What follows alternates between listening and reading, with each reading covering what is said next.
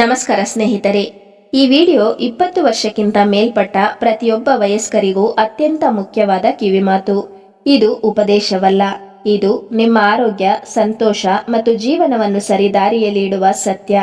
ಒಮ್ಮೆ ಪೂರ್ಣವಾಗಿ ಕೇಳಿ, ಇದು ನಿಜವಾಗಿಯೂ ನಿಮ್ಮ ಒಳ್ಳೆಯದಕ್ಕಾಗಿಯೇ. ಮಾನವನಿಗೆ ಸಂಪತ್ತು ಬೇಕು, ಆದರೆ ಅದಕ್ಕಿಂತ ಮುಖ್ಯವಾದುದು ಆರೋಗ್ಯ ಮತ್ತು ಮನಃಶಾಂತಿ. ಭಗವಂತನು ಕೊಟ್ಟ ಈ ದೇಹವನ್ನು ನಾವು ಹೇಗೆ ಕಾಪಾಡಿಕೊಳ್ಳಬೇಕು ಅನ್ನೋದನ್ನು ಇಂದಿನ ಈ ಮಾತುಗಳು ನಿಮಗೆ ನೆನಪಿಸಲಿದೆ. ಸಂತೋಷವು ಬಹಳ ದೊಡ್ಡ ಶಕ್ತಿ. ಯಾವಾಗಲೂ ಸಂತೋಷವಾಗಿರಲು ಪ್ರಯತ್ನಿಸಿ. ಬಿಗಿಯಾದ ಬಟ್ಟೆಗಳನ್ನು ಧರಿಸಬೇಡಿ. ಬಿಗಿಯಾಗಿ ಬಟ್ಟೆ ಧರಿಸಿದರೆ ಕಾಮುಕರಿಗೆ ಹಬ್ಬ ಮತ್ತು ಆರೋಗ್ಯಕ್ಕೆ ಹಾನಿ. ಸಂಭೋಗಾಸಕ್ತಿ ಎನ್ನುವುದು ಕೇವಲ ನಿಮ್ಮ ಪತ್ನಿ ಮತ್ತು ಪತಿಯೊಟ್ಟಿಗೆ ಇದ್ದರೆ ಮಾತ್ರ ಚಂದ. ಮದುವೆಗೆ ಮುಂಚೆ ಅಥವಾ ನಂತರ ಪರಸ್ತ್ರೀ ಮತ್ತು ಪರಪುರುಷ ಜೊತೆ ಸಂಬಂಧ ಒಳ್ಳೆಯದಲ್ಲ. ವಯಸ್ಸಾದವರು, ಆರೋಗ್ಯ ಸಮಸ್ಯೆ ಇರುವವರು ಸ್ನಾನ ಮಾಡುವಾಗ ಸುಮ್ಮನೆ ಬಾಗಿಲು ಹಾಕಿಕೊಳ್ಳಿ, ಆದರೆ ಚಿಲಕ ಹಾಕಲೇಬೇಡಿ.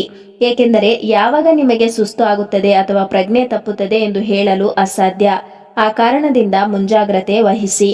ಮನಃಶಾಂತಿ ಇಲ್ಲದ ಸಂಪತ್ತು, ಆರೋಗ್ಯವಿಲ್ಲದ ಆಯುಷ್ಯ, ಅರ್ಥ ಮಾಡಿಕೊಳ್ಳದ ಸಂಬಂಧ, ಅಕ್ಕರೆ ಇಲ್ಲದ ಬರೀ ವ್ಯಾವಹಾರಿಕ ಸ್ನೇಹ, ಇವುಗಳು ಇದ್ದರೆಷ್ಟು ಬಿಟ್ಟರೆಷ್ಟು. ಒಬ್ಬಂಟಿಯಾಗಿದ್ದರೂ ಪರವಾಗಿಲ್ಲ, ನಿನ್ನ ಪಾಡಿಗೆ ನೀನಿರು. ನಿನ್ನ ಕಷ್ಟಕ್ಕೆ ನೀನೇ ಔಷಧಿ. ಕೋಪ, ದ್ವೇಷ, ಕ್ರೋಧ, ಅಹಂಕಾರ ಈ ದುಷ್ಟಗಳನ್ನು ಬಿಟ್ಟು ಬಿಡಿ. ಸಿಹಿ ಮತ್ತು ಉಪ್ಪನ್ನು ಸಾಧ್ಯವಾದಷ್ಟು ಕಡಿಮೆ ಮಾಡಿ. ದೇವರಲ್ಲಿ ನಿಮ್ಮ ನಂಬಿಕೆಯನ್ನು ಹೆಚ್ಚಿಸಿಕೊಳ್ಳಿ. ನನ್ನ ಜೀವನ ಯಾರೊಂದಿಗೆ ಇದ್ದರೆ ಚೆನ್ನಾಗಿರುತ್ತದೆ, ಯಾರೊಂದಿಗೆ ಇದ್ದರೆ ಚೆನ್ನಾಗಿರುವುದಿಲ್ಲ ಎಂದು ನೀನು ಲೆಕ್ಕಾಚಾರ ಹಾಕಬೇಡ. ಆ ಭಗವಂತನು ನಿನ್ನನ್ನು ಸೃಷ್ಟಿಸುವ ಮೊದಲೇ ಲೆಕ್ಕ ಹಾಕಿರುತ್ತಾನೆ. ಯಾರ ಜೀವನಕ್ಕೆ ಏನು ಕೊಡಬೇಕು, ಎಷ್ಟು ಕೊಡಬೇಕು ಎಂದು. ಇತರರಿಗಾಗಿ ನಿಮ್ಮ ಸ್ವಂತಿಕೆಯನ್ನು ಎಂದಿಗೂ ಬಿಟ್ಟುಕೊಡಬೇಡಿ.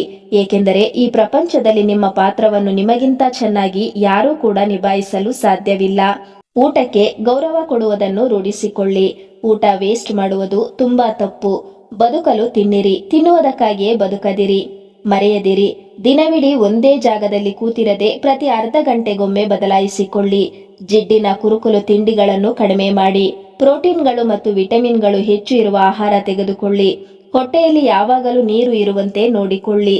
ಮೂತ್ರ ವಿಸರ್ಜನೆಯ ನಂತರ ಅರ್ಧ ಲೋಟ ನೀರು ಕುಡಿಯಲು ಮರೆಯದಿರಿ.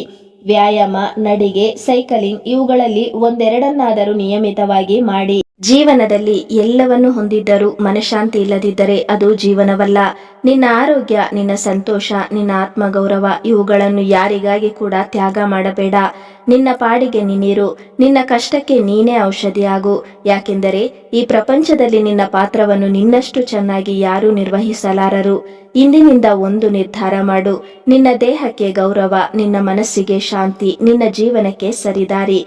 ಈ ಮಾತುಗಳು ನಿಮಗೆ ಒಳ್ಳೆಯದಾಗಿದ್ದರೆ ಒಬ್ಬರಿಗಾದರೂ ತಲುಪಿಸಿ. ಏಕೆಂದರೆ ಒಂದು ಸರಿಯಾದ ಮಾತು ಒಂದು ಜೀವನವನ್ನೇ ಉಳಿಸಬಹುದು.